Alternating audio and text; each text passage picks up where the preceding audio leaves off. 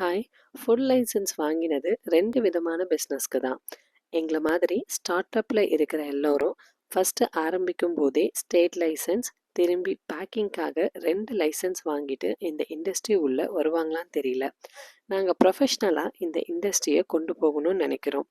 எங்களோட செகண்ட் ப்ராடக்டான சத்து மாவு இன்னைக்கு இன்ட்ரடியூஸ் பண்ணுறோம்.